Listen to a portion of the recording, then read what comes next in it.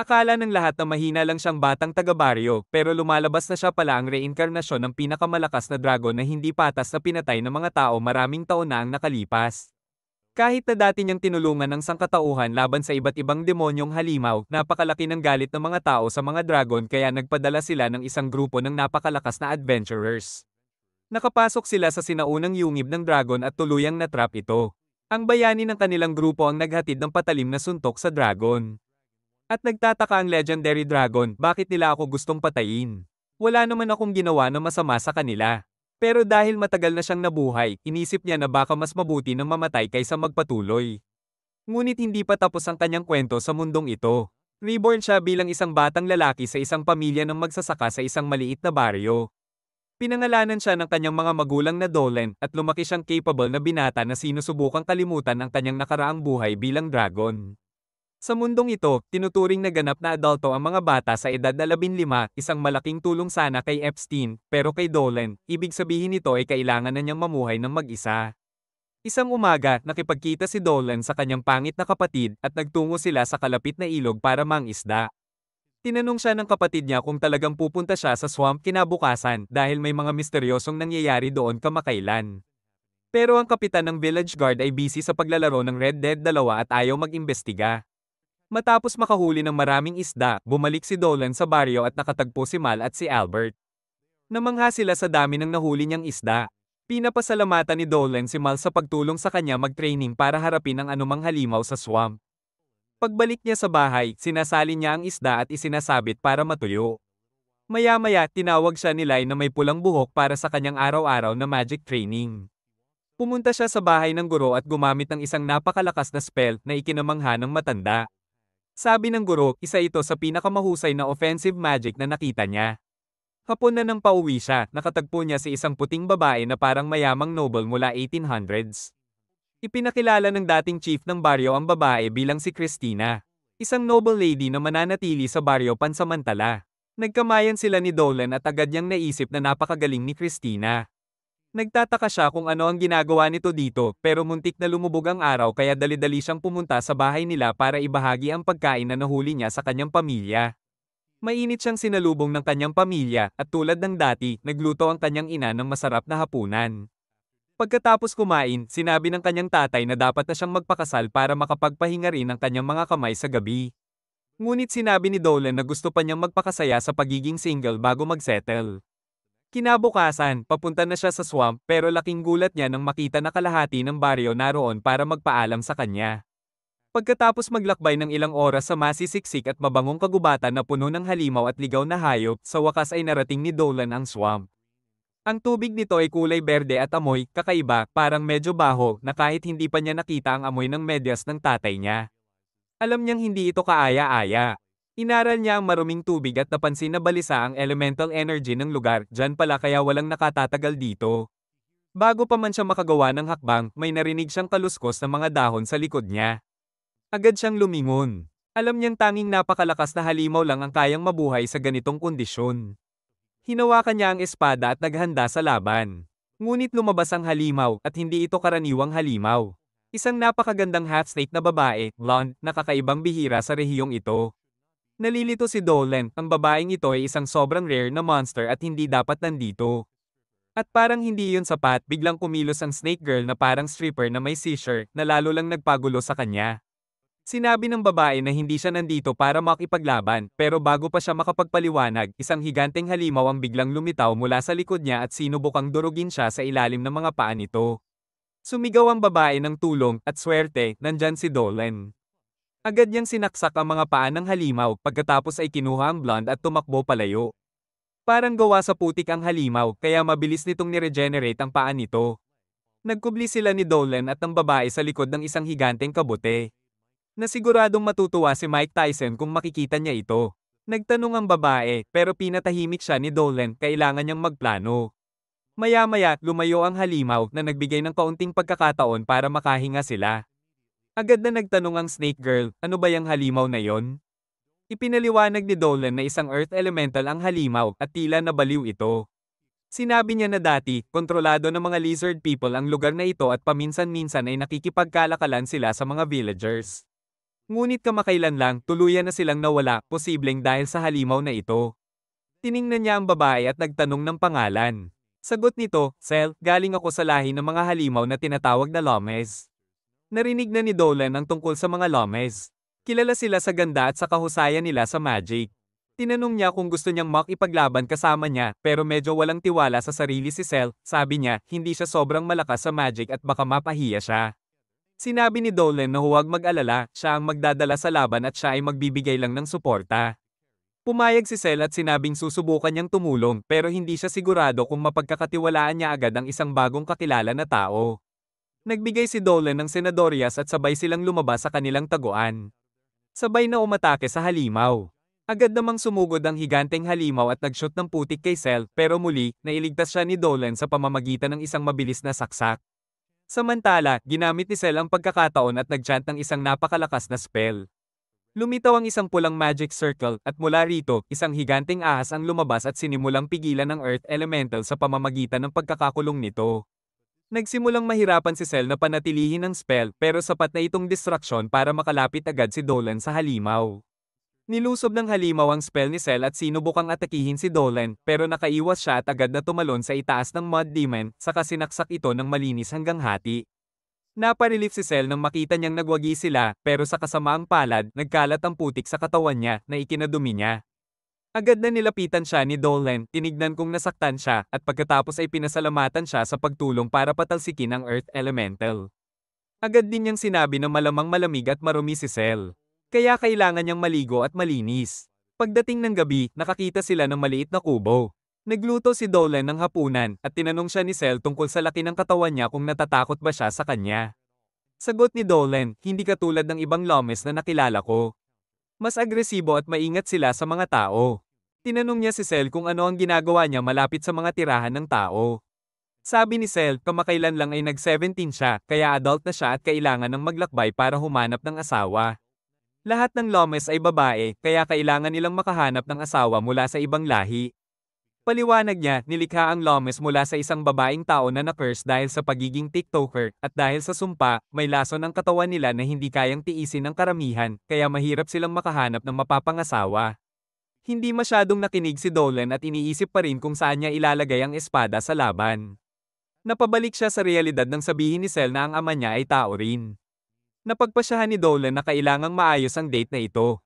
Naghanda siya ng pinakamasamang hitsura ng sopas na kaya niyang gawin at inalok ito kay Cell. Masaya itong kinain ni Cell at nagustuhan ang sopas. Sinabi ni Dolan na itinuro sa kanya ng ina niya kung paano ito gawin at kumain silang magkasama. Naaalala ang pamilya ni Dolan. Naalala niya ang panahon na siya ang legendary dragon, palaging nag-iisa sa kanyang yungib, pero ngayon ay mas mabuti, may mga taong mapagkakatiwalaan siya. Kinabukasan, nagbihis silang dalawa. Nagpasya si Dolan na hindi magpapakita ng pagiging desperado kay Cell at magpapakatigas. Sinabi niya kay Cell na babalik siya sa kanyang baryo, habang sasabihin naman ni Cell na ipagpapatuloy niya ang kanyang paglalakbay patungong south para humanap ng asawa.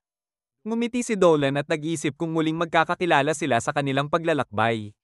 Pero nagpasya siyang umalis muna dahil nagsisimula pa lamang ang kanyang mga pakikipagsapalaran.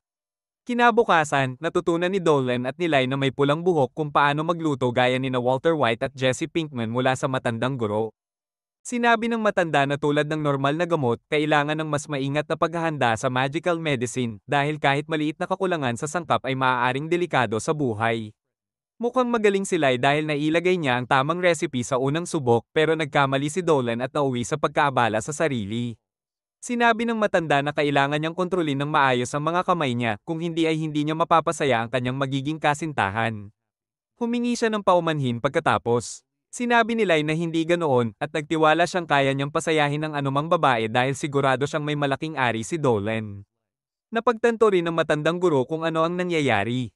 Hindi naglaon, inimbitahan si Dolan sa tanghalian ng pamilya ni Lai. Habang nagdarasal sila sa harap ng Diyosa Mael, naalala ni Dolan na matagal na niyang hindi nakita ang Diyosa. Pagkatapos ng tanghalian, tumakbo siya papunta kay Albert na nagtetrain ng mga bata para maging mga susunod na knight. Huminto agad ang training nang makita nila si Dolan at nagsigawan para ipakita ang kanilang progreso, pero hindi interesado si Dolan, sinabihan niyang magpahinga na muna. Bigla niyang naramdaman ang presensya ng isang halimaw mula sa kagubatan. Hindi niya sinabing anuman at pumasok siya ng mag-isa sa gabi para hanapin ang pinanggagalingan ng pakiramdam niya. Doon niya nakita si Cell, nasa gitna ng mainit na paliguan at nagbababad. Nabigla si Cell nang makita siyang nakatitig. Nawalan siya ng balanse at nahulog. Agad siyang hinuli ni Dolan at pinunasan ni Cell ang sarili habang sinasabing tigilan na niya ang pag-iikot. Nagulat si Dolan at nagtanong kung bakit at sagot niya na lahat ng nilalang ay naaakit sa kagandahan kaya walang dapat ikahiya sa pagtingin. Dahil doon, nabigyan siya ni Cell ng malakas na sampal. Kahit natakpan na ni Cell ang sarili, naiirita pa rin siya kay Dolan. Hindi niya maintindihan kung ano ang nagawa niyang mali kaya binago niya ang usapan at tinanong kung bakit siya nandito. Malungkot na sinabi ni Cell na lahat ng lalaking nakasalamuhan niya sa paglalakbay ay takot at duwag, kaya bumalik siya para hanapin si Dolan at humingi ng tulong. Naalalang maswerte siya at sinabi niyang matagal na niyang inaasam makita muli si Cell, biglang naisip ni Dolan kung paano siya mapapanghikayat na manatili ng mas matagal, at inalok siya ni Cell, pwede ba akong tumira sa baryo ninyo? Para kay Cell, imposible dahil matatakot ang mga tao sa isang halimaw na tulad niya. Ipinaliwanag ni Dolan na may mga demi-humans at beastfolk na naninirahan na sa baryo, kaya unti-unti silang tatanggapin. Bilang isang Lamia, maaaring matakot ang mga tao sa simula, pero ayon kay Dolan, mapapalambot ang puso nila dahil sa kanyang mahinahon na ugali at sa kanyang hitsura. Labis na natuwa si Cell sa ideya na maaari siyang magkaroon ng kaibigang tao at agad siyang pumayag na manirahan kay Dolan. Sinabi ni Dolan na may mga benepisyo sa pagtira sa kanya. Maaari niyang kunin ang buhay enerhiya ni Dolan anumang oras para sa mga Lamia, napakasarap na pakiramdam iyon. Inabot ni Dolan ang kamay niya at kinakabahan, tinanggap ni Cell, nagpadala si Dolan ng kaunting buhay enerhiya sa katawan ni Cell at naramdaman nito ang umaagos na init. Nang masiyahan at ngumiti si Cell, ipinaliwanag ni Dolan ang kanyang plano. Ilang araw ang lumipas. Nagsimulang mag-iwan si Cell ng masasarap na karne at isda sa labas ng baryo bilang regalo sa mga taga-baryo. Naguluhan ng Night Captain at ang kanyang tropa. Alam ng kapitan na delikado at makapangyarihan ng mga Lamia, kaya hindi niya maunawaan bakit iiwanan ng isa ang kanyang biktima sa labas ng baryo. Nagpasya siyang ipaalam ito sa mga elders ng baryo. Bagaman marami ang nagdududa na mapanganib ang halimaw na nagbibigay ng masarap na pagkain, sinabi ng Night Captain na hindi dapat pagkatiwalaan ng anumang halimaw. Iminungkahi niya na bumuo ng isang unit para patayin ito. Sumang-ayon ang iba, pero iniisip nilang humingi muna ng backup mula sa kabisera. Hindi pumayag ang matandang guro. Sinabi niya sa Night Captain na gaano man siya kaalala sa baryo, hindi dapat gumawa ng padalos-dalos na desisyon nang hindi pinag-iisipan ang lahat ng aspeto. Biglang pumasok si Lai na may dalang kakaibang palayok at sinabi sa guro na ginawa na niya ang fortune telling, gaya ng utos nito. Sinuri ng matanda ang resulta at sinabi na ang pagbabasa ng kapalaran ay nagsasabing ang paglitaw ng ahas ay maganda ang palatandaan, kaya hindi dapat saktan ang Lamia. Nasa labas si Dolan, nagpuputol ng kahoy habang nakikinig sa lahat. Labis siyang natuwa nang marinig na nahikayat ng matandang guro ang lahat na bigyan ng pagkakataon si Cell. Pagdating ng gabi, tumakbo siya papunta sa kagubatan para ibahagi ang magandang balita kay Cell. Sinabi niya sa babae na wala nang agarang banta sa kanya at handa na silang isulong ang final phase ng kanilang plano. Kinabukasan, nagtipon ng lahat ng may kakayahang mandirigma ng baryo kasama ang mga knights para sa isang joint training. Ipinahayag ni Captain Ballen tungkol sa halimaw na tinatawag na Lamia at pinaalalahanan silang maging maingat. Pero dahil naruroon ang lahat ng importanteng tao sa baryo, ito na ang kailangan ni Dolan para sa huling bahagi ng plano. Bukod kay Ballen at Mal, ang pinakamahalagang tao para sa plano ni Dolan ay ang priestess. Pinapahalagahan siya ng baryo dahil kaya niyang gumamit ng healing at purification magic. Kinakatawan niya ang simbahan at may kapangyarihan na ideklara kung mabuti o masama si Cell. Nais ni Dolan na maging maayos ang lahat at huwag hatulan si Cell bilang masama. Tumingin siya sa kagubatan kung saan nanginginig si Cell sa takot at kaba. Noong nakaraang gabi, ipinaliwanag ni Dolan ang plano niya, kabilang ang paglusong niya sa den ng low-level monsters at pagliligtas sa kanya ni Cell. Hindi pa tiyak si Cell kung kailan siya kikilos. Tahimik na naghihintay si Dolan sa tamang pagkakataon nang biglang tumakbo ang isang sundalo mula sa kagubatan at sinabi kay Captain Ballen na nakita na niya ang halimaw.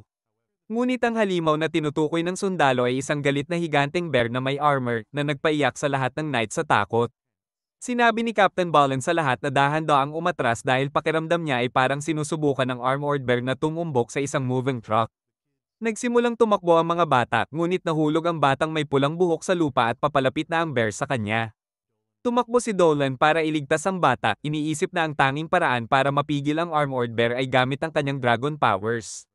Ngunit bago niya maabot ang bata, biglang tumalon si Cell mula sa mga bushes at pinrotektahan silang dalawa gamit ang kanyang katawan. Nasaktan siya ng malubha sa kuko ng bear.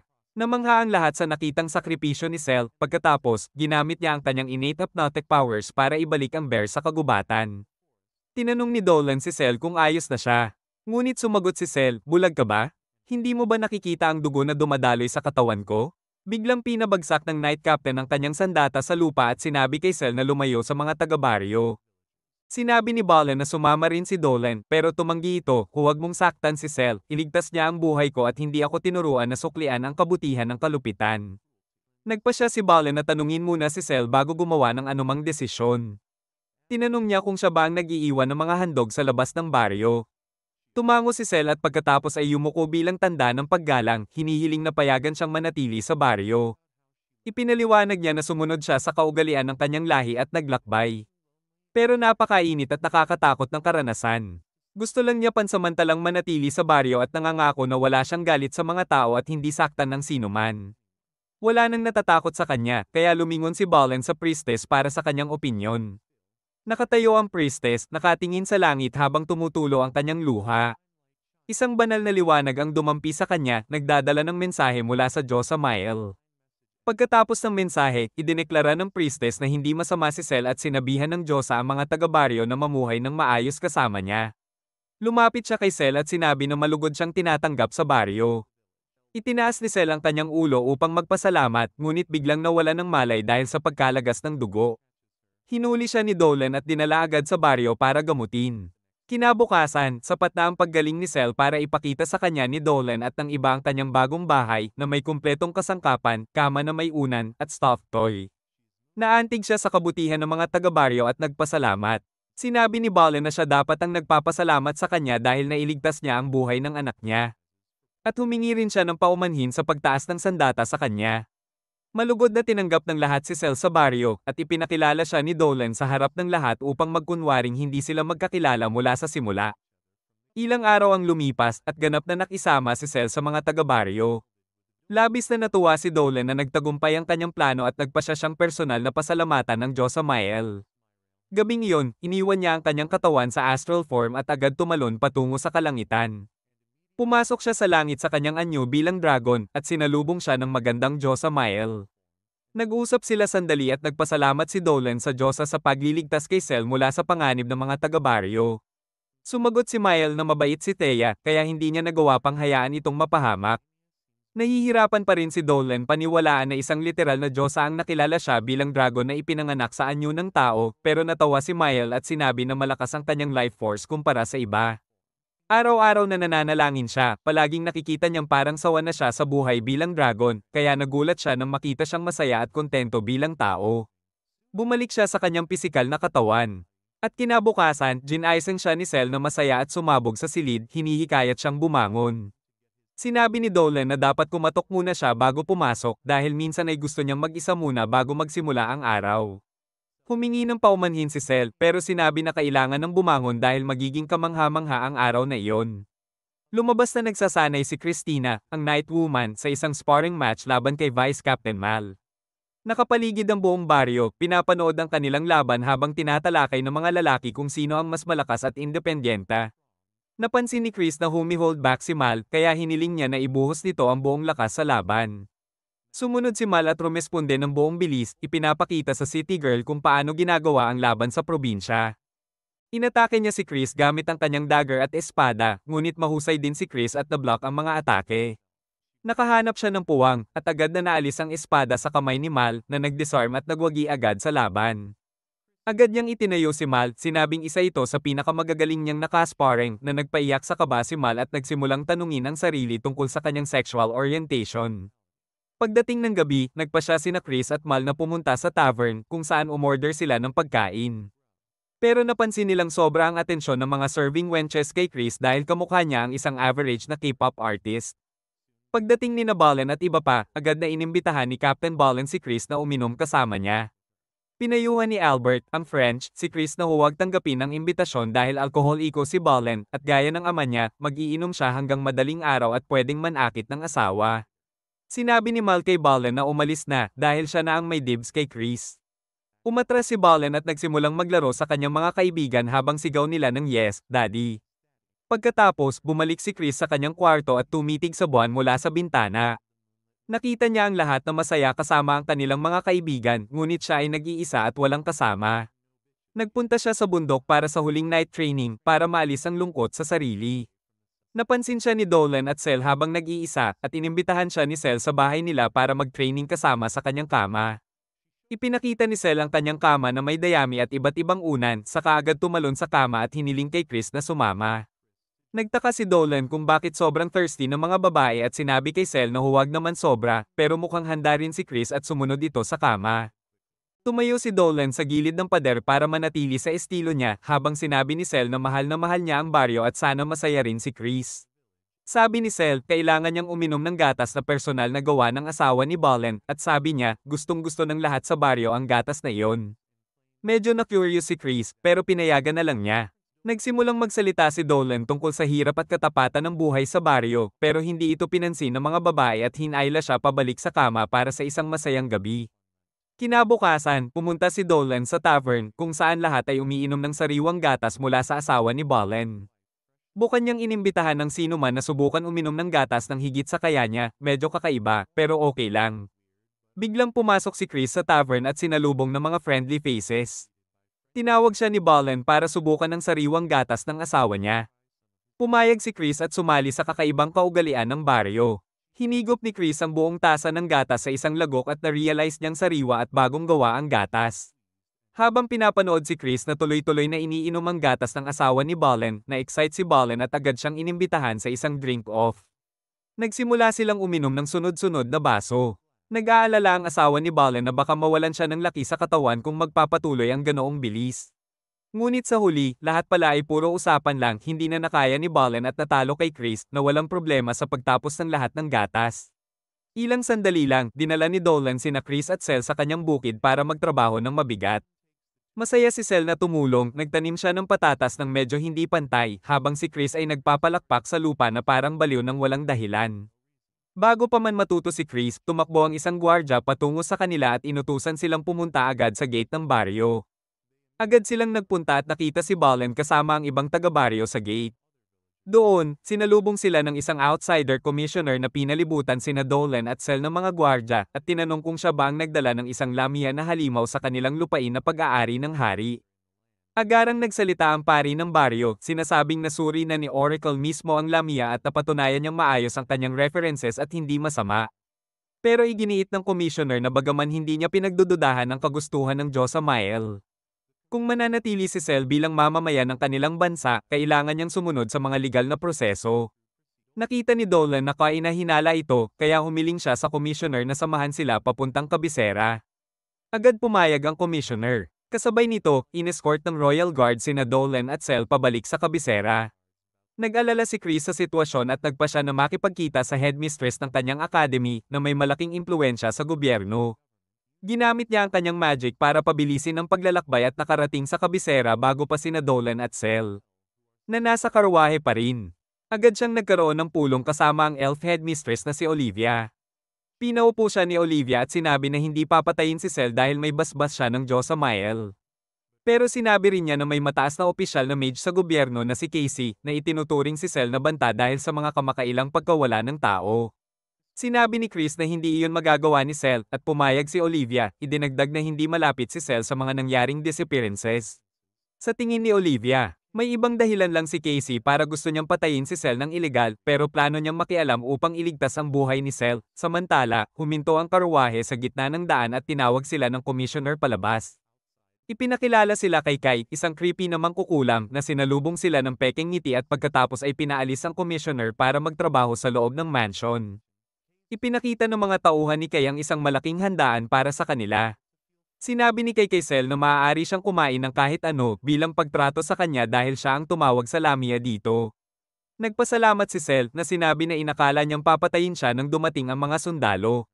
Sinabi ni Kay na hindi iyon totoo at wala siyang planong saktan ng inosente at magandang si Cell. Habang kumakain, sinabi ni kay Cell na nakakita na siya ng maraming lamia dati pero siya ang pinakamaganda sa lahat. Sinabi niya na gusto niya ang lahat sa kanya lalo na ang kanyang flawless na balat at magagandang kaliskis. Bigla niyang ipinakita ang tunay niyang kulay, sinasabing halos kainin niya ng buhay si Cell, nagulat si Cell sa sinabing iyon ng babaeng parang Jeffrey Dahmer. Pero bago pa siya makasabi ng kahit ano, tumama ang droga sa pagkain at nawalan siya ng malay, kasabay ni Dolan.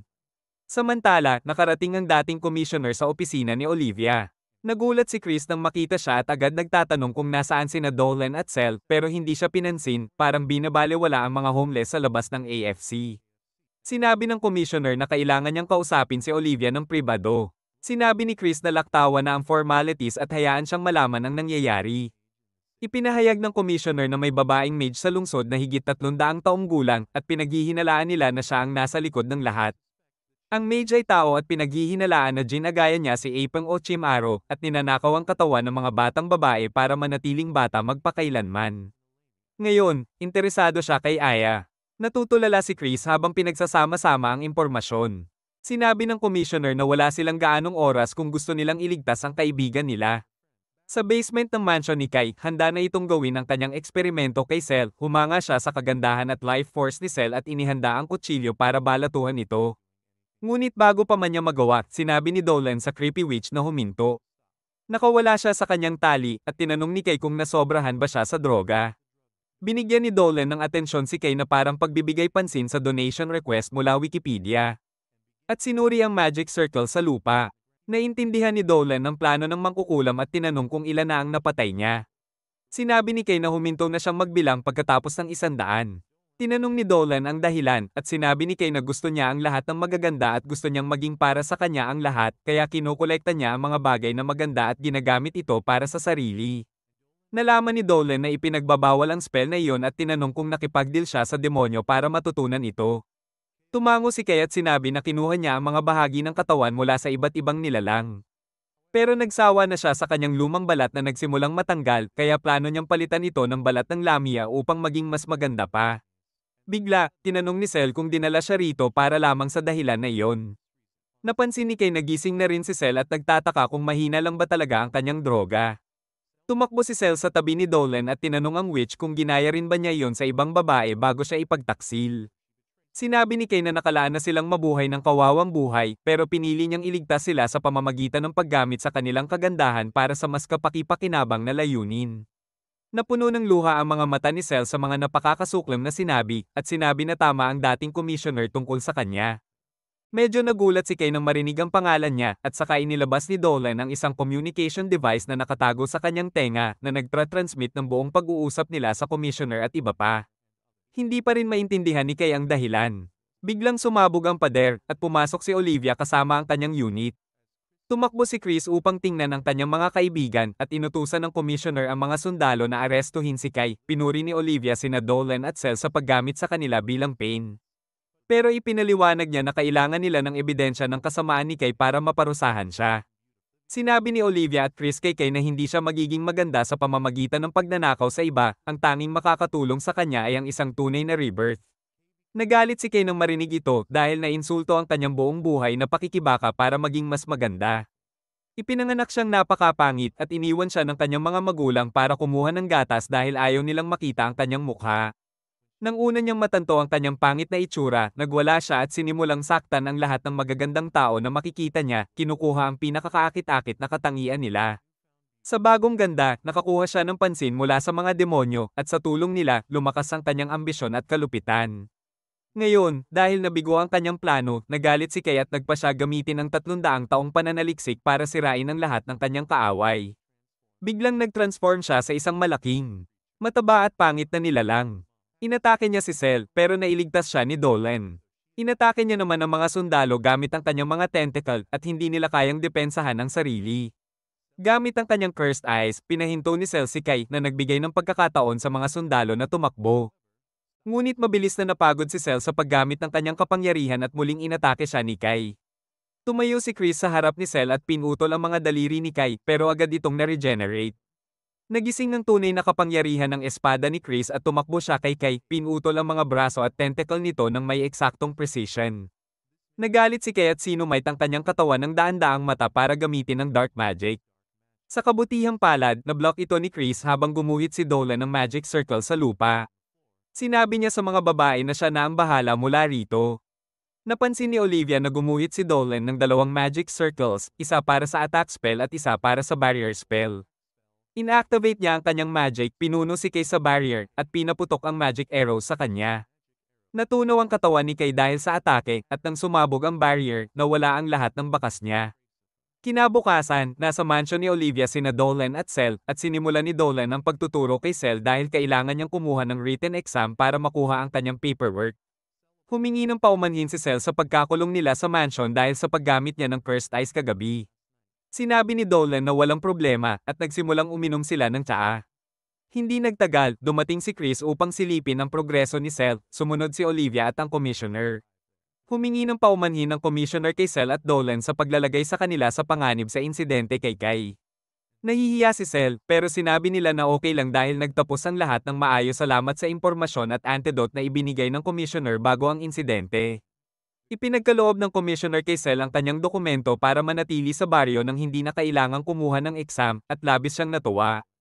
Pagkatapos, dinala ni Olivia si Dolan upang makilala si Denzel, anak ng matandang guro sa baryo. Nag-catch up sina Denzel at Dolan sa mga nakaraang pangyayari, at ipinakilala ni Cell ang kanyang sarili sa kanya. Sinabi ni Denzel na palaging binabanggit siya ng kanyang ina sa mga liham, kaya alam na niya ang tungkol kay Cell. Inalok niya si Cell na ipasyal siya sa lungsod, at masayang tinanggap ito ni Cell. Ngunit habang naglalakad siya, na-realize niya ang matinding katotohanan, natatakot sa kanya ang lahat. Halimbawa, nang subukan niyang tulungan ng isang bata sa palengke, natakot ang paligid. Dumating si Dolan upang aliwin siya, at iminungkahi niya na bumili sila ng mga regalo para sa lahat sa baryo at bumalik na. Habang handa na silang umalis, nagpalitan ng tingin si Denzel at Olivia, at inimbitahan si Dolan na sumali sa academy. Sinabi ni Denzel na narinig niya ang tungkol sa pambihirang magic ni Dolan na pwedeng ma-refine sa academy. Ngunit sinabi ni Dolan na marami pa siyang ginagawa sa baryo at hindi niya ito maiiwan. Biglang lumapit si Olivia kay Dolan at ibinulong na ramdam niya ang kakaibang kaluluwa ni Dolan. Sinabi niya na kung gusto niyang gamitin ang kanyang kapangyarihan upang tumulong sa iba, dapat siyang mag-aral at palawakin ang kanyang kaalaman sa academy. Sinabi rin ni Denzel na kung matututo siya ng higit pa, mas mapoprotektahan niya ang baryo. Sagot ni Dolan, pag-iisipan niya ito. Nalungkot si Cell, iniisip na baka malayo siya sa kanya balang araw. Pagkatapos, tumulong sina Dolan at Chris sa pagtuturo sa mga bata ng baryo, habang si Cell at Bolan ay nanunood mula sa gilid. Habang nagmamasid, naalala ni Cell ang alok na natanggap ni Dolan na sumali sa academy, at nag-aalala siya na baka iwan siya ni Dolan at pumunta sa malayong lugar. Habang nag-iisip siya, nagsimulang maglaro ang mga bata sa kanyang buntot, kaya hinabol niya sila. Napagtanto ni Dolan na naging mahalaga na si Cell sa baryo, at ninais niyang manatili ang ganitong sitwasyon. Biglang lumapit si exhausted na si Chris kay Dolan at humiling na samahan siya sa forest exploration. Ipinaliwanag niya na maraming malalakas at mabagsik na halimaw sa kagubatan, at gusto niyang subukan ang kanyang kakayahan laban sa kanila. Sinabi ni Dolan na hindi siya dapat pumunta sa forest nang walang magandang dahilan. Pero sinabi ni Chris na may isang taga-baryo na nagsabi sa kanya na hindi niya mailabas ang mga baboy sa kagubatan dahil sa mga halimaw. Kaya gusto niyang maging bodyguard ng mga baboy bilang paraan ng pagtulong sa baryo. Napailing si Dolan, nagtaka kung bakit desperado si Chris na pumasok sa kagubatan at handang magbantay ng baboy. Pero nagpasya siyang sumama sa kanya. Hindi nagtagal, isang kawan ng baboy ang pumasok sa kagubatan kasama sina Dolan, Chris, Bolan, at ilang knights. Tinitingnan ni Cell ang mga knights na may mabibigat na armor, at ipinaliwanag ni Dolan na kamakailan ay may nakita silang kakaibang halimaw sa forest, kaya kailangan ng dagdag na pag-iingat. Nakarating sila sa grazing grounds. Habang nagbabantay sina Dolan at ang mga babae sa mga baboy, pinamunuan ni Bolan ang kanyang mga tauhan sa patrol. Isa sa mga baboy ang pumasok sa mga palumpong, at ang isang matabang knight ay hinabol ito para ibalik. Ngunit laking gulat niya nang atakihin siya ng isang malakas na blade tiger, iniisip na isa siyang baboy. Natakot ang guard at halos mawalan ng lakas. Sa kabutihang palad, dumating si Bolan sa tamang oras at tinamaan ang ulo ng tiger gamit ang kanyang malaking hammer. Binali ni Bolan ang sundalo na maging mas maingat sa kanyang paligid, pero ironic na hindi niya napansin ang isang higanteng itim na langgam na palihim na lumapit sa kanya. Inatake siya ng ant monster at mukhang sobra ito para kay Bolan. Narinig ni Dolan at ng mga babae ang sigaw ni Bolan at agad silang nagmadaling tumulong, pero sa kanilang pagdating, nakita nilang natalo na siya ng higanteng langgam. Tumalo ng ant patungo kay Dolan, pero pinaputok niya ito gamit ang energy ball. Tinanong siya ni Chris kung anong klaseng halimaw iyon. Sagot ni Dolan na hindi ito ordinaryong halimaw kundi isang demon mula sa underworld. Isa lamang itong low-ranking scout pero sobra na ang lakas nito para sa ordinaryong mandirigma. Tinanong siya ni Chris kung paano niya alam ng ganoon karami tungkol sa mga demonyo. Sagot ni Dolan, nabasa niya ito sa mga aklat ng matandang guro. Sinabi niya kay Chris na siya ang maghahihina sa demon habang siya naman ay tatapusin ito. Pumayag si Chris at tumakbo habang pinaputok ni Dolan ang magic shot sa ant demon upang pahinain ito. Ginamit ni Chris ang pagkakataon at pinutol ang ulo ng langgam. Hindi pa rin siya makapaniwala na nakipaglaban siya sa isang demon. Binigyan ni Dolan si Chris ng babala na huwag sabihin sa mga taga-baryo ang tungkol sa demon. Pagdating nila sa baryo, nagtipon-tipon ang lahat sa bahay ng chief ng baryo sa gabi. Pagbalik niya mula sa bahay ni Balin, ipinaalam niya na si Balin ay unconscious pa rin. Ngunit ligtas naman ang kanyang buhay.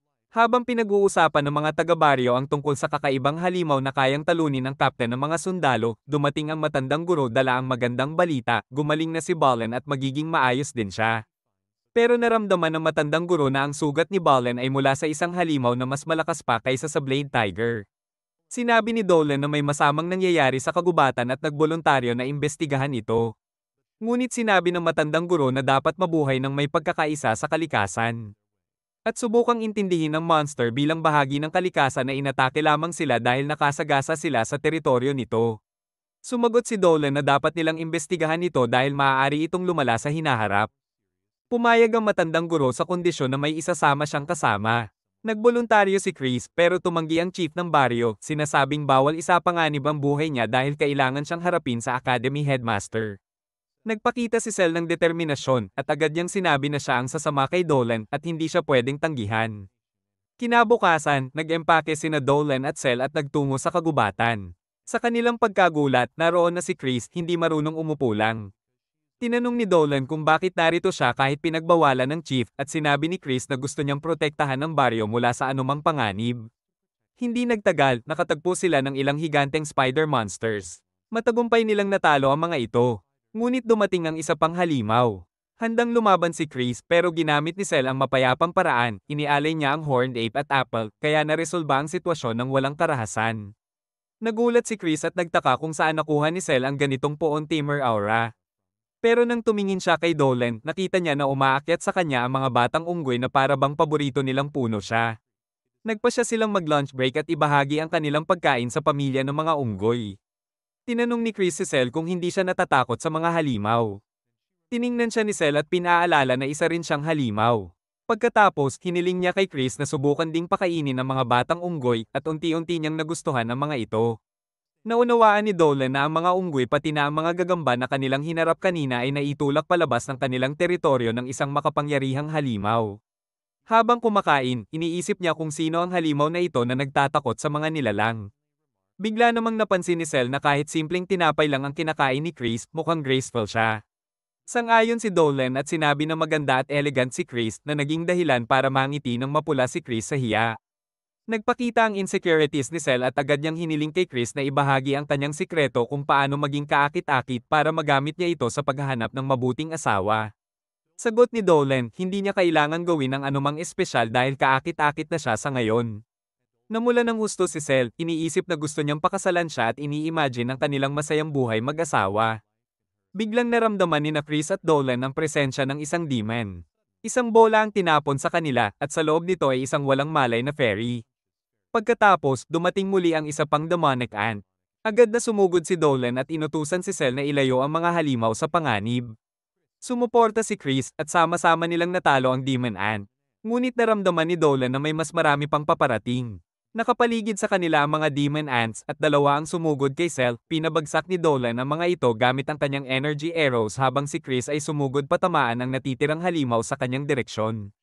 Isa pang demon ant ang sumugod kay Dolan at sa huling sandali, tumalon ang kasamang halimaw na nagtatago sa likod nito. Tinusok ni Dolan ang ant sa lupa at sa isa sa himpapawid, binago niya ang kanyang braso na maging dragon's hand at piniga ito sa kabilang panig. Natapos ni Chris ang demon ant pero isa pang sumugod mula sa likod. Hindi siya nakapag-react sa oras pero sa kabutihang palad, ginamit ni Cell ang kanyang magic para talunin ito. Pagkatapos, gin-icing nila ang fairy at tinanong kung maayos siya. Nagpasalamat siya sa kanila at ipinakilala ang sarili bilang mole. Sinabi niya na ang Demon Ants ang humabol sa kanya at na-realize ni Dolan na may mas mataas na awtoridad na nagpadala sa kanila. Humiling si Maul ng tulong nila dahil lahat ay nasa malaking panganib. Habang sinasabi niya ito, naramdaman nila na napalilibutan sila ngunit hindi ng mga demon. Handa nang hilahin ni Chris ang kanyang espada pero hinarang siya ni Dolan. Wala siyang nararamdamang banta mula sa mga nilalang na nakapaligid sa kanila. Sa halip, tila nagbabantay lang sila. Kaya inilapag ni Dolan ang espada at sumunod si Chris, biglang lumabas mula sa likod ng mga palumpong ang isang tribo ng Forest Elves. Tumalon sa bukas ang kanilang leader at sinabi kay Maul na narito siya upang iligtas siya. Biglang naging tensyonado ang paligid at si Dolan pati na ang mga babae ay nag-ingat sa mga elves. Lumapit si Maul sa leader ng mga elves na si Gio at ipinaliwanag na mabubuting tao sila at siya ang iniligtas nila. Napagtanto ni Dolan na nasa Forest of Elves sila. Pinayuhan niya ang kanyang mga kasama na huwag matakot dahil hindi sila nandito para makipaglaban pero pinakiusapan niyang manatili sa likod niya bilang proteksyon. Lumapit si Gio at nagpasalamat sa kanila sa pagligtas kay Maul. Nagulat sila dahil hindi nila ito inaasahan. Ngunit biglang sinabi ng leader ng elf na ang kagubatang ito ay teritoryo nila at hindi welcome ang ibang species. Tinanong niya kung bakit sila narito. Ipinaliwanag ni Dolan ang buong sitwasyon. Siniguro ni Gio na naiintindihan niya na hindi nila sinasadya na mapasok ang teritoryo ng elves habang nag-iimbestiga at hindi niya sila paparusahan. Pero pinaalalahanan niya sila na agad alisanin ng kagubatan dahil hindi maganda ang kalagayan dito. Tinanong ni Dolan kung ang tinutukoy niya ay ang demon soldiers. Nagalit si Gio at sinabi na kasalukuyang may digmaan sila laban sa mga demon. Habang umaalis sila, biglang sumugod si Chris patungo kay Gio. Walang pakialam sa protocol, hinawakan niya ito at tinanong tungkol sa status ng digmaan. Tinutok ng mga elf archers ang kanilang mga pana sa kanya, pero mabilis siyang hinailan ni Dolan at Cell pabalik. Hindi pa rin tumigil si Chris at sinabi kay Gio na maaaring malagay sa panganib ang buong lugar dahil sa pag-atake ng mga demons. Kaya dapat payagan silang tumulong sa elves. Nagulat ang mga elves at huminto sa pagturing kay Chris bilang banta. Bukod dito, nakita nila si Dolan at ang kanyang grupo sa aksyon, kaya naisip nila na talagang makakatulong sila. Habang iyon, naiproseso ni Dolan ang impormasyon mula kay Gio at napagtanto na may gate sa Demon Realm sa kagubatan. Sigurado siyang hindi pa ito ganap na bukas, o kung hindi, marami na sanang demon soldiers sa kagubatan. Nagdesisyon siyang sirain ang gate bago ito ganap na magbukas kahit pa kailangan niyang ipakita ang kanyang tunay na anyo bilang dragon at mapalias mula sa baryo. Lumapit siya kay Gio at humiling na payagan silang makipaglaban kasama ang elves kahit nalabag ito sa mga patakaran. Nag-aalangan si Gio, ngunit dumating ang kanyang nakababatang kapatid na si Fo at sinabi na mas mahalaga ang buhay ng kanilang mga tao kaysa sa mga batas na ginawa ng lasing na matanda libu-libong taon na ang nakalipas. Nagtiwala rin ang ibang elves kay Dolan at sa kanyang grupo, kaya tinanggap ni Gio ang kanilang alok. Papalitan na sana niya ang kamay ni Dolan nang biglang lumitaw ang isang haligi ng madilim na enerhiya sa gitna ng kagubatan na nagdulot ng malakas na lindol. Habang naguguluhan at natatakot ang lahat, si Dolan lang ang nakakaunawa na ganap nang nagbukas ang gate sa Demon Realm. Nagdesisyon ng mga elves na bumalik sa kanilang nayon at ginamit ni Dolan ang isang wind spell para pabilisin ang kanilang pag-alis. Samantala, 3 Demon Knights ang lumabas mula sa gate, may misyon na ihanda ang daan para sa kanilang hari na sakupin ang Earth at makuha ang isang mahalagang kayamanan. Sobrang excited ang mga Demon Knights para sa misyon, pero isa sa kanilang kasama ay hindi pa naruroon. Kaya nagpasya silang magpasa oras sa pamamagitan ng isang laro. Sabi ng vampire na si Lai, naamoy niya ang mga elves sa paligid at susubukan nilang hanapin ito. Sino man ang makakita sa kanila, pwede nilang patayin sa kahit anong paraan. Agad tinanggap ng half-lizard, half-man-demon ang alok. Ngunit sinabi ng gigantic armored demon na wala siyang oras para sa laro at mananatili siyang tapat sa kanyang misyon. Tinawag siyang party pooper ng kanyang mga kasama. Nagmadali ang half-lizard demon para hanapin ng mga elves at natagpuan niya silang nakikipaglaban sa mga demonic ants. Ipinakilala niya ang sarili bilang Demon Knight Jord, ang pinakamahusay na gumagamit ng sibat sa Demon Realm. Idineklara niya ang digmaan laban sa mga elves at binago ang kanyang kamay sa isang lance. Sumugod siya papunta sa elf village at kahit tinutok ng mga elves ang kanilang mga pana, hindi nito na ipapierce ang kanyang makapal na armor. Inatake ni Jord ang fortress gamit ang kanyang lance arm at nakagawa ng malaking butas dito. Ipinagmamalaki niya ang kanyang lakas at nakakita ng isang elf soldier na naiwalay sa grupo. Habang aatake siya rito, biglang mga matitigas at tinik-tinik na vines ang humigpit sa kanya. Sinubukan ni Jord na makawala pero hindi niya magawa dahil sa goth mommy na si Diodora. na may malawak na karanasan sa pagkontrol ng mga vines at ropes. Samantala, si Dolan at ang kanyang grupo ay kailangan harapin ang isang hukbo ng Demon Ant sa kanilang daraanan. Binabaril sila ng mga elves gamit ang kanilang mga pana, kaya ginamit ni Dolan ang isang makapangyarihang spell para bumuhos ang energy arrows at patayin ang 12-dosenang demon sa isang strike. Pinipigil naman ni Cell ang mga demonyo gamit ang kanyang evil eyes. Sa kabilang banda, binuksan ni Gio ang isang shortcut pabalik sa village at pinangunahan ang mga elves dito.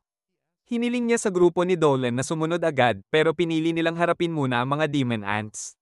Binigyan ni Dolan ang mga babae ng magic stones na nahanap niya sa swamp noon, at gamit ang mga ito, naglabas sila ng malalakas na wind at earth spells para durugin ang maraming demons ng sabay-sabay.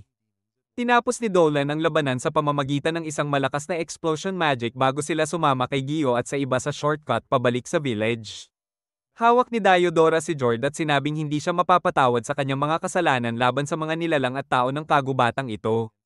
Tumawa si Jord at sinabi na ang pagiging mahina lamang ang tunay na kasalanan, kaya namatay sila dahil dito. Sabi ni Diodora na mahina rin siya at ngayon mamamatay din siya. Ipinatupad niya ang finishing blow sa half-lizard demon. Ngunit unti-unti nang nagiging alikabok ang kanyang rose vine. Biglang lumitaw ang lowly vampire na si Raya. Sinabi niya kay Jord na sobrang impatient at tanga siya, kaya siya ang naghahanap sa kanya. Ipinakilala niya ang sarili at sinabing sapat ang kanyang lakas, pero hindi niya matatalo si Diodora. Nagpa siya si Diodora na ipakita ang kanyang buong kapangyarihan sa pamamagitan ng pagsummon ng flower spirits, pero hindi sila sumagot sa kanyang tawag. Napatigil siya at nagpanik, nagtataka kung ano ang nangyayari. Itinapon ni Raya ang maraming bulaklak sa hangin at sinabi kay Diodora na siya na ang humarap sa lahat ng flower spirits at pinatay na isa-isa, habang sila'y sumisigaw sa sakit at tumatawag ng tulong. Labis itong ikinagalit ni Diodora dahil ang flower spirits ay kanyang mga kaibigan. Naglunsad si Diodora ng isang buong lakas na atake sa lowly vampire, ngunit lumikha siya ng isang madilim na barrier na humadlang sa atake. Kagad namang natutunaw at bumagsak ang mga matitinik na vines habang sinasabi ni Raya na isa rin siyang flower spirit. Ngunit isang bulaklak mula sa Demon Realm na lumalago lamang sa dugo at kaluluwa bilang pagkain. Pinalaganap niya ang kanyang madilim na aura sa paligid at ang malaking rose vine na pinapatungan ni Diodora ay natunaw. Tumalon siya palayo para makaligtas, ngunit patuloy niyang inaatake si Raya. Sinabi ni Raya na walang saysay ang kanyang atake. Madali niyang winasak ang thorny vine, ngunit may isa pang vine na nakatago sa likod nito at nasaktan siya. Labis na nagalit si Raya dahil nasugatan ang kanyang mukha at ipinangako niyang papatayin ang Black Rose Witch. Bumalik ang galit ni Diodora at nagkatitigan silang dalawa ng matindi. Biglang nagsalita si Jord sa dalawang babae na naroroon din siya. Sumugod siya kay Diodora at winasak ang kanyang makapal na wall ng vines.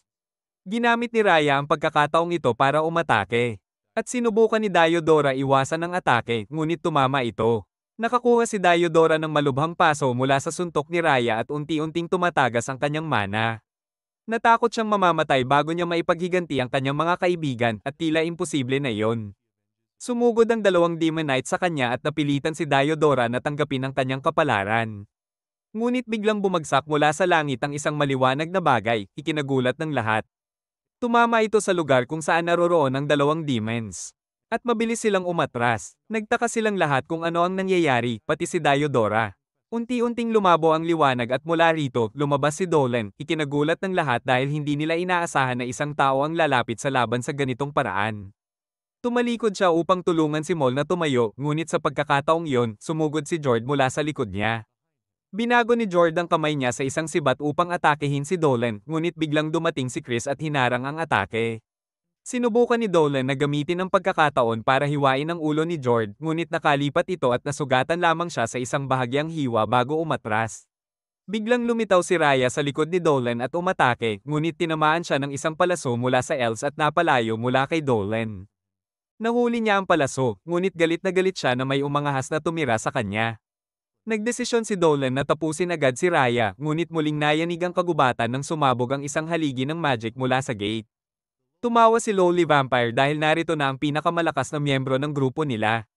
Sinubukan ni Jord na tapusin ang mga humans bago ito dumating, ngunit bigla siyang naipit sa kapangyarihan ni Cell. Bumaba si Cell mula sa hagdan at ginamit ang kanyang galit bilang kapangyarihan. Nag-summon ng 7-headed snake upang atakehin si Jord. Tumakbo si Raya papunta kay Cell upang sipsipin ang kanyang magic, ngunit ginamit ni Dolan ang isang makapangyarihang explosion spell para patayin siya habang nasa ere. Hinahampas ni Diodora si Raya sa lupa gamit ang isa sa kanyang rose vines. Samantala, naitali ni Cell si Jord gamit ang kanyang mga snakes. Nag-charge si Dolan ng isang malakas na fire spell upang tapusin siya, ngunit bigla siyang nakaramdam ng isa pang makapangyarihang kaaway na umatake sa village. Binago niya ang target ng kanyang spell, at mula sa usok ng pagsabog, lumitaw ang napakalaking demonite na si Jiren. Lumitaw siya sa tabi mismo ni Cell at sinabi na gusto siya ng kanyang master at hindi siya maaaring tumanggi. Natakot si Cell sa kanya, kaya inaangkapit niya kay Jord. Pinunit ni Jiren ang magic snakes at sinabi kay Jord na ang Lamia girl ang kanyang biktima. Sumugod siya kay Cell at si Dolan ay mabilis na tumulong, ngunit mas mabilis si Chris. Naipagtanggol niya ang atake ng demon. Humanga si Jord sa kanyang lakas at sinabi na tiyak na isa siyang superhuman. Sinabi niya na mas masaya niyang papatayin si Chris, ngunit sinagot siya ni Chris na mag-enjoy habang namamatay sa kanyang mga kamay. Binuhay niya ang kapangyarihan ng kanyang magic sword, mabilis na umakyat sa likod ni Jord at sinaksak siya. Nagalit si Jiren at muling umatake si Chris habang si Cell ay ginamit ang kanyang kapangyarihan para mag-summon ng isang rock hand at pigilan si Jiren. Sinabi niya kay Dolan na iwan ang halimaw sa kanya at pinaputok ito ng dark magic attack, ngunit hindi ito nasaktan. Gumamit muli siya ng 7 snake spell, ngunit sinabi ni Jiren na pakiramdam lang nito ay parang masahe. Sinubukan niyang saktan ito gamit ang mga snakes, ngunit sumagot lamang si Jiren, "Harder, mommy." Sinabi niya kay Cell na hindi siya angkop sa battlefield dahil hindi siya handa pumatay. Pinunit niya ang mga snakes gamit ang kanyang axe at umatake kay Cell, ngunit hinarang ito ni Dolan. Pinuno niya ang kanyang kamay ng magic at pinaalis si Jiren gamit ang isang punch. Humanga si Jiren sa lakas ni Dolan na nagsabi na tapos na ang laban. Biglang dumating ang huling demonite at sa isang sulyap naramdaman ni Dolan na malakas ito. Umatras si Jiren at iniwan ang laban sa bagong dumating. Napansin ni Dolan na hindi ito barbaric demon na nagnanais lang saktan ng iba para sa kasiyahan. Mukhang battle junkie ito na nasisiyahan sa pakikipaglaban sa malalakas na kalaban. Sinabi ng ika-4 na demon na napakalakas ni Dolan dahil nagawa niyang saktan ng isa sa kanyang mga kapantay. Hinugot niya ang kanyang malalaking espada at sinabi na masisiyahan siya sa labanan. Sumugod si Dolan at nagtagpo ang mga espada nila. Humanga ang demon sa lakas ni Dolan at sinabi na naaalala siya nito sa isang tao, ngunit tiyak na hindi sila magkakaugnay. Umatake ang demon gamit ang parehong espada. Ngunit naparaya ito ni Dolan gamit ang kanyang dragon skills na ikinagulat ng demon. Napansin ni Dolan na natuklasan ng demon ang kanyang taktika at umatake muli nang hindi siya binibigyan ng pagkakataon na makabawi. Sinubukan ng demon na mag-counter, ngunit ginamit ni Dolan ang explosion spell point blank at nakaligtas ang demon. Katumbas sinabi ni Dolan na iba siya kumpara sa ibang demons mula sa simula, ngunit labis siyang nakahihigit sa kanila. Maaaring ito lamang kung ang demon ay isang fallen god. Humanga ang demon sa kakayahan ni Dolan na makakuha ng maraming impormasyon sa maikling interaksyon. Alam ng demon na may tinatago si Dolan, ngunit pinili nitong makipag-usap sa pamamagitan ng armas, hindi salita. Nauunawaan ni Dolan na hindi niya matatalo ang demon sa kanyang human form. Ngunit kung siya ay magbabago bilang dragon, maaaring masunog ang buong elf village dahil sa kanyang kapangyarihan. Biglang sumugod ang demon at tinulak siya pabalik sa mga reckless attacks, ngunit nakahanap si Dolan ng pagkakataon para mag-counter-attack. Napakaluwag ng kanyang atake, at tumawa ang demon, sinasabi na swerte niya na nakikipaglaban siya sa isang malakas na kalaban. Sinimulan ng demon na i-charge ang kanyang mana, at biglang tumalon sina Rhea at Jord sa itaas niya, sinasabi kay Dolan na hindi pa tapos ang laban. Gusto ni Cell at Chris na tumulong. Ngunit hinaharangan sila ni Jiren.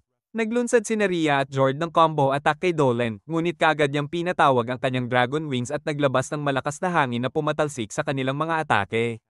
Pagkatapos, nag-shoot siya ng magic bullet na nagpabagsak sa kanila. Samantala, nakumpleto na ng ika-4 na demon ang kanyang charge. Sinaksak niya ang espada sa lupa at itinuro ang dalawang espada patungo sa langit habang nag-chant ng magic spell. Sinabi niya kay Dolan na kung makakaligtas siya sa ataking ito, sa kanya ito ituturing na tunay na kaaway. Inilunsad niya ang isang slash na umaabot sa langit. Ngunit nanatiling kalmado si Dolan at ginamit ang kanyang lakas upang puksain ang slash mula sa ibaba na madaling na-dissipate ito. Humanga ang demon at tumawa, sinasabi na hindi niya akalaing may tao sa lupa na kayang itaboy ang kanyang ultimate attack.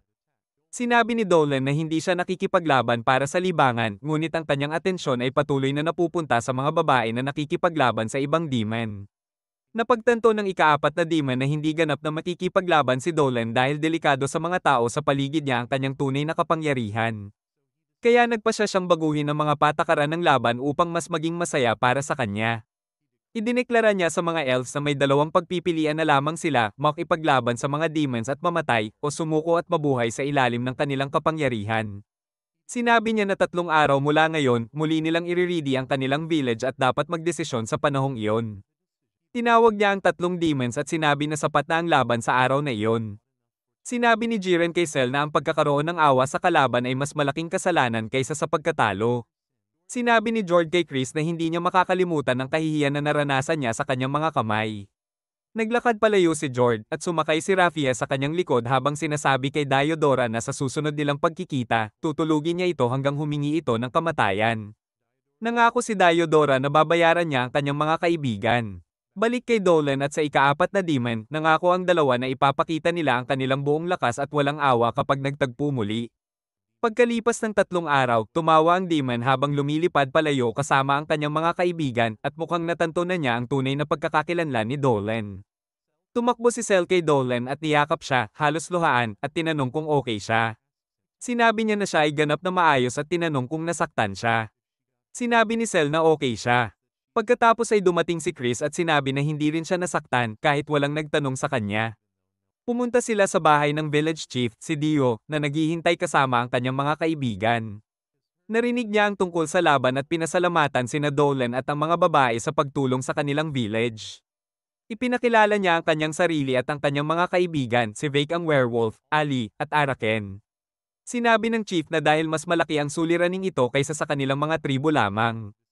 Nagpasya silang humingi ng payo at tulong mula sa kaharian. Biglang dumating si Olivia, ang elf headmistress, upang kumatawan sa Human Kingdom na ikinagulat ni Dolan at ng iba pa. Tinanong ni Chris si Olivia kung anong ginagawa niya rito at inamin ni Olivia na lumaki siya sa villang ito bago siya pumunta sa Human Kingdom. Nang malaman niyang may kaguluhan sa village, agad siyang dumating para tumulong. Sinabi ng elf chieftain na mag-uusap sila mamaya dahil may mas importanteng gawain ngayon. Hindi tayo maghihintay ng 3 araw na ultimatum na ibinigay ng mga demonyo, sabi niya. Bukas, tipunin natin ang pinakamalalakas nating mandirigma at atakihin ang Demon Gate. Sabi ng Spider Mommy, nakakapit sa mundong ito ang mga demonyo dahil nakakakuha sila ng kapangyarihan mula sa gate. Dagdag pa ng werewolf, kapag nawasak natin ang gate, hindi na makakapiling dito ang mga demonyo at maibabalik sila sa kanilang mundo. Lumapit si Dolan sa harap ng mga elders. Sang-ayon ako sa inyong layunin. Sabi niya, gusto kong makipaglaban kasama ng mga taga-gubat. Sabi ni Elf Chief Do, hindi na namin pwedeng hilingin pa ang tulong ng mga outsiders, pero may ibang opinyon ang werewolf. Nakikita namin kung gaano kalakas si Dolan at ang kanyang mga kasama. Sa ngayon, delikado ang kalagayan ng village namin. Dapat kayo ang nakikiusap kay Dolan na tulungan kayo. Hinihiling niya sa matandang elf na pag-isipan muli. Sang-ayon ng Spider Mommy, at kahit si Olivia ay sinusubukang kumbinsihin si Dio na magtiwala sa kakayahan ni Dolan at ng dalawang babae. Ipinaalam niya na magpapadala rin ng kingdom ng tropa para suportahan ang mga taga-gubat pero tatagal bago sila makarating. Kaya dapat gamitin ng mga taga-gubat ang lahat ng resources para makaligtas hanggang dumating ang tulong. Na-convince si Dio, hiniling niya kay Dolan at sa mga babae na tulungan sila. Sagot ni Dolan, gagawin namin ang lahat para maprotektahan ng gubat at pumayag ang dalawang babae. Hindi mukhang natuwa si Black Rose Mommy Diodora sa arrangement. Samantala, si Jord at Raya ay pinapatay ang sariling mga sundalo sa galit dahil hindi nila natapos ang kanilang kalaban sa laban. Sinabihan sila ni Jiren na tigilan na dahil hindi infinite ang supply ng demon soldiers, pero hindi sila nakinig. Lumiko si Jiren kay 4th Demon Jorg at hiniling na magsalita siya. Pero sinabi ni Jorg, hayaan mo silang gawin ang gusto nila. Siguro adrenaline lang ang nagpapasiklab sa kanila dahil sa darating na laban at makabubuti rin para mailabas nila ang frustration nila bago ang tunay na laban. Sabi ni Jiren, excited din ako sa laban ko kay Cell, bagamat hindi pa siya ganap, may potential siyang hominin ako. Sabi ni Jorg, Dolan lang ang importante sa akin kasi matagal na akong hindi nakaharap ng kalaban na tulad niya. Malakas siya, at kitang-kita sa aura niya na hindi ordinaryong tao, isang greater life form. Nakita ko siya noong panahon ko sa army ni Lord Aldis, ang God of War. Naalala niya ang matagal at brutal na digmaan sa pagitan ng mabubuting Diyos at masasamang Diyos. Sila ni Jorg at mga kasama niya ang iilang natirang survivor sa kanilang lugar at nag-aalala sila sa kanilang Diyos na nakikipaglaban sa harap. Biglang dumaan sa harap nila ang isang higanteng puting dragon. Isa sa mga sundalo ang nakakaalam na si Goddess Myra ang nag-summon ng Dragon God para tulungan sila sa laban at noon ay namangha si George sa nakita niya. Ngayon, na-realize ni George na si Dolan pala ang parehong Dragon God na nagwasak sa mga demonyo noon at sabik siyang makipaglaban sa kanyang buong lakas. Sa Elf Village, lumapit si Dolan kay Diodora para makipag-usap pero sinabi nito na umalis siya dahil wala siyang gana makipag-usap ngayon. Sinabi ni Dolan na gusto lang niyang siguraduhin na ayos ang lahat bago ang laban pero nainis si Diodora sa pagiging mausisa niya. Nagulat siya nang makita na mas malapit si Dolan kaysa sa inaasahan niya pero tinanong lang ni Dolan tungkol sa sugat niya sa laban. Ipinakita ni Diodora ang bulok niyang sugat sa tiyan at ginamit ni Dolan ang kanyang life force para pagalingin ito. Nagulat si Diodora at tinanong kung tao ba siya at sinabi ni Dolan na isa siyang kaunting exception. Pagkatapos, bumalik si Dolan sa kwarto kung saan naghihintay sina Cell at Chris. Nandyan din sina Alio at Fairmall na may dalang pagkain para sa kanya. Nang kumain si Dolan, kinuha ni Cell ang plato ngunit napansin niya na nanginginig pa rin ang mga kamay nito habang inaabot ang plato. Habang sinusubukang matulog ng lahat, nagising si Dolan at napansin na wala si Cell sa hamak niya. Nasa balcony ito, nakatingin sa mga bituin habang may hawak na plushie. Napansin siya ni Dolan doon. Tinanong siya ni Cell kung hindi rin siya makatulog. At bago makasagot si Dolan, napansin niyang nanginginig pa rin ang mga kamay niya. Nagpanggap si Dolan at sinabi na hindi siya makatulog kaya lumabas para huminga ng sariwang hangin. Sinubukan ni Cell na aliwin siya, sinasabi na may nakita siyang kamangha-mangha at kapag nakita rin ni Dolan ito, magiging maganda rin ang pakiramdam niya. Hindi masyadong umaasa si Dolan pero nang lumapit siya sa balcony at makita ang buwan na sumisilip sa pagitan ng mga sanga ng malaking puno at nagliliwanag sa village, namangha siya. Sinabi ni Cell na paminsan-minsan ay naririnig niya ang maliliit na tunog na tila klingkeng at sabi ni Dolan na marahil ay mga blacksmith na naghahanda para sa laban bukas. Biglang naging kinakabahan si Cell at humingi ng tawad sa pagtawag niya sa tunog na cute. Umupo si Dolan sa tabi niya para aliwin siya. At sinabi na napansin niya na sobrang balisa si Cell mula matapos ang laban. Sinabi niya na alam niyang hindi talaga pang fighter si Cell pero napasama siya sa malaking laban dahil sa kanya. Agad namang tinutulan ni Cell at sinabi na mali iyon, hindi siya natatakot sa laban. Ipinaliwanag niya na sa gitna ng laban, nagkaroon siya ng pagkakataon na patayin si Jiren na masama at sumakit sa mga elf pero nag-atubili siya at namutla sa takot. Sinabi niya na hindi siya magaling na Lamea. Sabi ni Dolan. Iniisip din niya dati na ang Lamea ay malamig at malupit pero hanggang sa makilala niya si Cell, iba ang nakitang Lamea. Sinabi niya na kung tulad ng ibang Lamea na narinig niya si Cell, hindi niya siya dinala sa village.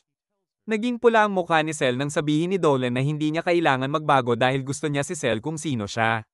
Na-fluster si Cell sa narinig niya at pagkatapos ay binigay ni Dolan ang isang maliit na pendant sa kanya. Ramdam ni Cell ang sobrang lakas ng magic mula sa pendant at tinanong kung ano yon. Sinabi ni Dolan na ito ay good luck charm na ginawa niya para sa kanya. Hindi sinabi ni Dolan kay Cell kung paano niya ginawa ang pendant pero sinabi niya na ginawa niya ito para protektahan siya. Inilagay niya ang ornament sa pulso ni Cell at sinabing poprotektahan siya nito sa laban bukas. Mas naging kampante si Cell sa narinig niya. Habang magkatitig sila, biglang dumating si Chris mula sa likuran at itinapon ng isang kumot sa kanila. Sinabi niya na baka ginawin sila kung magtatagal sa labas. Tinanong niya rin kung bakit hindi niya ma-enjoy ang tanawin at niyayaya siya ni Dolan at Cell na samahan sila sa kumot at sa view. Matapos ang ilang sandali, biglang tumayo si Cell at idineklara na poprotektahan niya ang payapang village na ito at sa laban bukas, hindi siya magdadalawang isip. Pagkatapos ay nakatulog na siya. At habang tinatakpan siya ni Dolan, tinanong siya ni Chris kung may alam siya tungkol sa mga superhuman. Nagdalawang isip siya saglit at sinabi na hindi niya pa narinig yon at naniwala si Chris sa kanya. Kinabukasan, nagtipon ng pinagsamang puwersa ng mga tagagubat at nagbigay si Gio ng emosyonal na pep talk. Handa na lahat ng mandirigma sa laban at agad silang nagsimula para wasakin ang Demon Gate. Bago iyon, ipinaliwanag ni Olivia kay Dolan at sa mga babae kung paano gumagana ang Demon Gate. May isang main gate at 3 maliit na gate sa paligid nito. Ang mga tagagubat ay bahala sa isang gate bawat isa at isang special force na pinamumunuan ni Gio ang titiyak na makarating si Dolan at ang kanyang mga kasama sa main gate nang hindi nakikipaglaban para nasa pinakamagandang kondisyon sila. Biglang huminto ang kanilang karwahe sa gitna ng gubat at naramdaman ni Dolan na malapit ang mga demonyo. Nang marinig ito, tumalon si Cell mula sa karwahe at sinabi kay Dolan at Chris na magpatuloy habang tutulungan niya ang team ni Gio na labanan ng mga demonyo. Sinabi niya sa kanila na huwag mag-alala dahil kaya niya. Tinanggap ni Dolan ang determinasyon niya at sinabing huwag masyadong pilitin ang sarili habang bumibilis ang karwahe. Tiningnan ni Cell ang protective charm na ibinigay ni Dolan at nanumpa na sa pagkakataong ito, hindi siya magdadalawang isip. Samantala, handa na rin ang mga demonyo para sa preemptive attack ng mga taga-gubat. Si Jord ay nagbabantay sa isa sa mga minor gates at dumating ang malaking hukbo ng mga residente ng gubat upang labanan siya. Sa kabilang gate, naghihintay rin si Raya ng may kasab-ikan at dumating si Diodora ng mag-isa. Idineklara niya na siya mismo ang papatay kay Rifia. Tumawa ang Demon Lowly at sinabi na magiging masaya siya sa pagpapahirap sa kanya. Sa isa pang gate, nakikipaglaban si Gio at ang kanyang tropa kay Jiren. Ngunit walang epekto ang kanilang magic at mga palaso sa naka-armored na demon. Biglang dumating si Cell at sinabi sa lahat na umatras. Ginamit niya ang kanyang kapangyarihan para lumikha ng mga bato sa hangin at dinurog si Jiren. Nagulat siya sa resulta dahil hindi niya akalain na ganito siya kalakas. Nagulat ang mga elf at tinanong kung hindi ba siya pupunta sa main gate kasama ng iba. Sinabi ni Cell na iniwan niya ang main gate kay Dolan at Chris. Biglang itinulak ni Jiren ang lahat ng bato at lumabas. Sinabi niya kay Cell na marami siyang magagandang magic at magiging masaya siyang kainin siya. Tumugon si Cell na siya rin ay kakain sa kanya ng buo. Samantala, patungo pa rin si Dolan at Chris sa main gate. Nag-aalala si Chris kay Cell pero sinabi ni Dolan na malamang ay mahihirapan ito, ngunit na-impress siya sa determinasyon ni Cell na maging mas malakas at gusto niyang suportahan siya.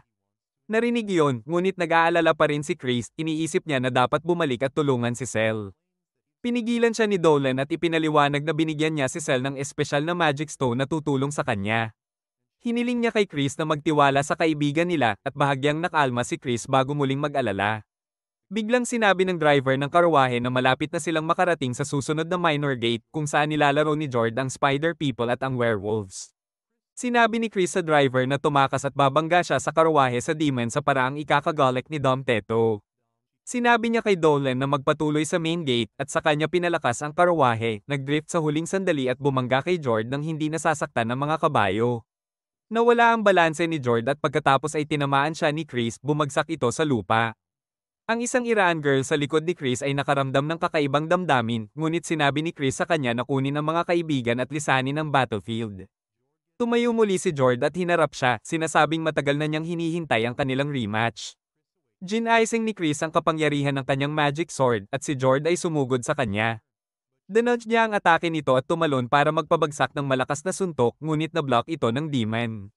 Patuloy silang nagpalitan ng mga atake at nagawa ni Chris na tamaan ang ulo ni Jord, basag ng kaunti ang helmet nito. Samantala, si Rafia ay pinapagod si Goth Mommy sa pamamagitan ng pagpapadala lamang ng mga demon ants. Sa wakas, nagdesisyon si Diodora na seryosohin ito at nagsummon ng creepy tentacle vines mula sa lupa na bumuo ng dome sa paligid nila. Sinabi ni Rafia na maaari silang lumaban ng walang sagabal at naglabas ng black mist. Sinubukang alisin ni Diodora ang black mist sa pamamagitan ng malakas na hangin, ngunit ginamit ni Raya ang kapangyarihan ng flower spirits na kanyang naabsorb at pinagsama ito bilang bomba na tinamaan si Diodora. Dinodge niya ang sumunod na atake ni Rafia, pero dumami ang mga blast at hindi niya ito kayang harapin ng sabay-sabay. Patuloy ang atake ni Raya at na-disintegrate ang vines ni Diodora gamit ang kanyang black mist. Sinabi niya sa Goth Mommy na aliwin siya pa, ngunit nagdesisyon si Diodora na huwag nang pigilan ang kanyang kapangyarihan. Nag-summon siya ng vines na may black roses at naglabas ng black aura mula sa kanyang katawan. Sinabi niya na ayaw na niyang gamitin ang kapangyarihang ito, pero pinilit siya ni Rafia. Narealize ni Rafia na ang totoong kapangyarihan ni Diodora ay katulad ng kanya at natuwa siya dahil maaari na silang maglaban kung sino ang mas mahusay sa pagsipsip ng life force. Naglabasan sila ng kanilang dark mist laban sa isa't isa, ngunit mas malakas si Rafia at na-overwhelm niya si Diodora. Pinapalibutan niya si Diodora ng kanyang black mist at sinimulang i-absorb ang kapangyarihan nito. Sinasabi na puro yabag lang at walang kagat.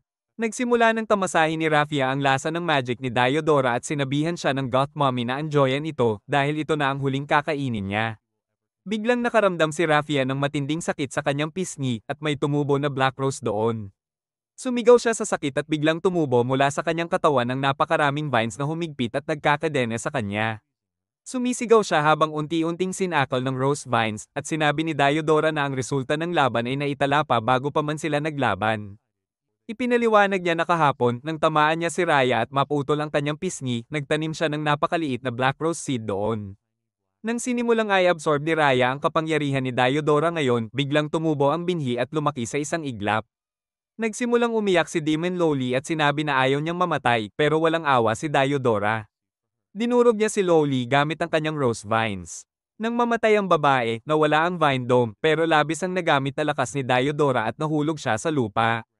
Habang pinalilibutan siya ng demon ants, inisip niya na mamamatay na siya. Biglang bumuhos mula sa langit ang energy arrows at pinuksa ang lahat ng demon ants sa isang iglap. Tumingala si Diodora at sa gulat niya, nakita si Dolan na lumilipad sa langit na may dragon wings.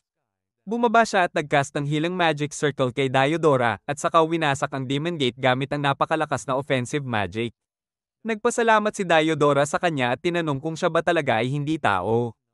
Tumingin si Dolan sa kanyang mga pakpak at sinabi na siya ay tao, pero sa nakaraang buhay niya ay isang dragon, kaya ang kanyang kaluluwa ay nananatiling dragon. Namangha si Diodora dahil nakakita siya ng dragon incarnate ng tunay. Sinubukan niyang bumangon para tulungan si Dolan, pero sinabi nito na mas mabilis niyang matatapos ang laban mag-isa. Sinubukan ni Diodora na lokohin siya sa pagpapakita ng kanyang katawan, pero hindi ito naapektuhan tulad ng isang tunay na Sigma. Sumuko ang Goth Mommy at pinaalalahanan siya na maging maingat dahil kahit kaunting pagkawala ng kontrol sa kanyang kapangyarihan ay maaaring wasakin ang buong gubat.